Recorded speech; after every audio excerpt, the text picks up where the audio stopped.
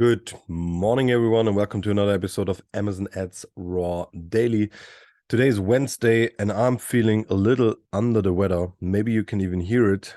And I was thinking just before the podcast, what am I actually gonna do if I'm getting really sick and if I'm not able to record an episode?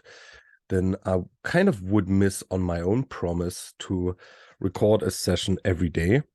So I feel like the only way to work around that would be to record a couple of sessions already in advance and have them in my back pocket and fire them if I'm getting sick.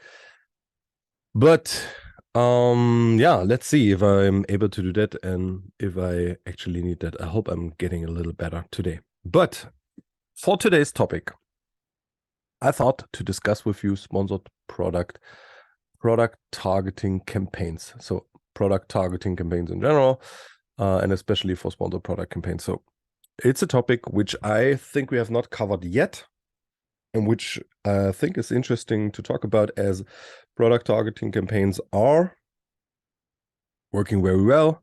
And there's a few things you have to consider. Why are they working well? And why could they also be harmful for your campaign structure? And today we're going to cover this a little bit. As usual, I'll be quick, and this is just a little spark for your inspiration and for you to dig deeper into the topics. So how do product targeting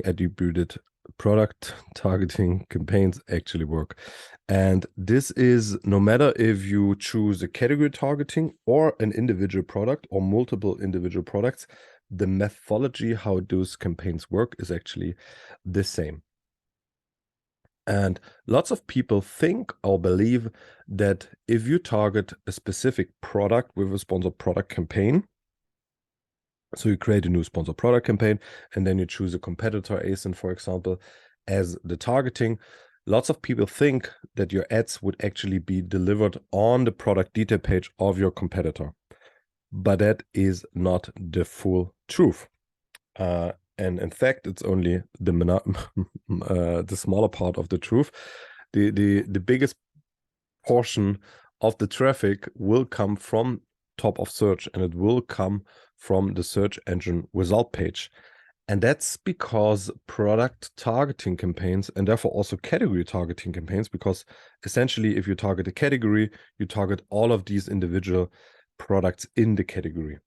So it doesn't matter if you just target one ASIN or many ASINs or a category, it's kind of all the same as you target products.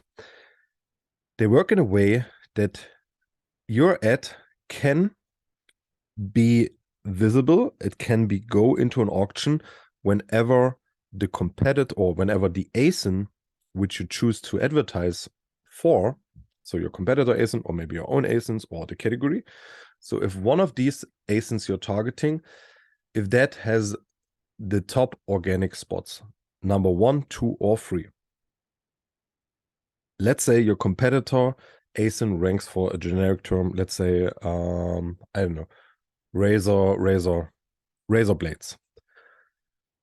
You're not only targeting the product detail page of your competitor with your sponsored product campaigns, but you would also be delivering against the organic terms and therefore the keywords for razor blade. So if your competitor is organically listed on 1, 2, or 3, there is a chance that your ad will go into the auction, and if it wins, it will be delivered against a search term.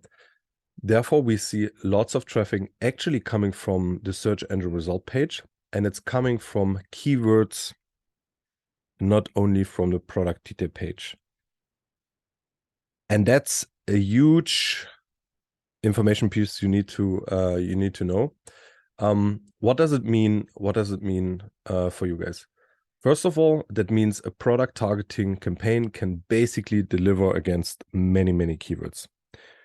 You don't really know against which keywords because, and that's where it gets really important, we don't get these keywords in the search term report. If you download the search term report, you will see that for product targeting campaigns, you'll never get any keywords or customer search terms. you're only getting the ASIN. And Amazon is proactively not showing us the search terms. However, campaigns are delivering against search terms.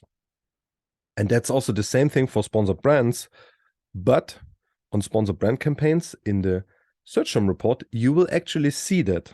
So there, Amazon shows us that a product targeting campaign is delivering also against search terms.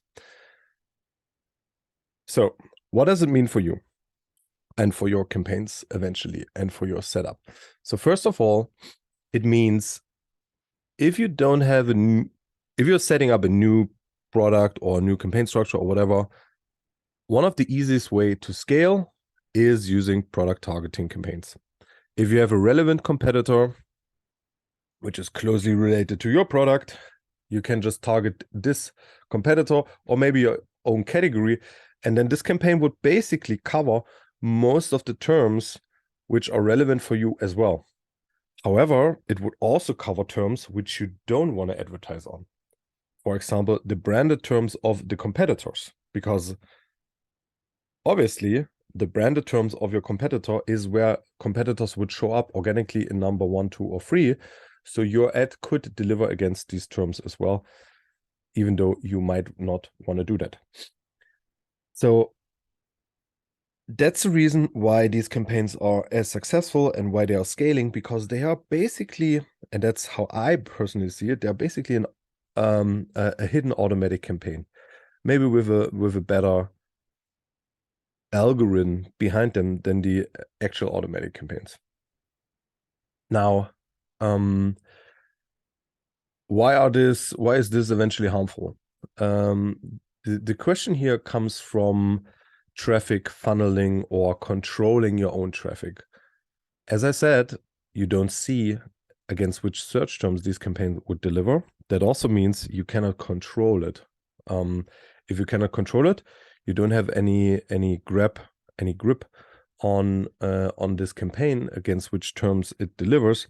And eventually you have exact match campaigns already set up for keywords, and then a product targeting campaign can basically take over and cannibalize this traffic while having, let's say, a higher bid than your exact match term.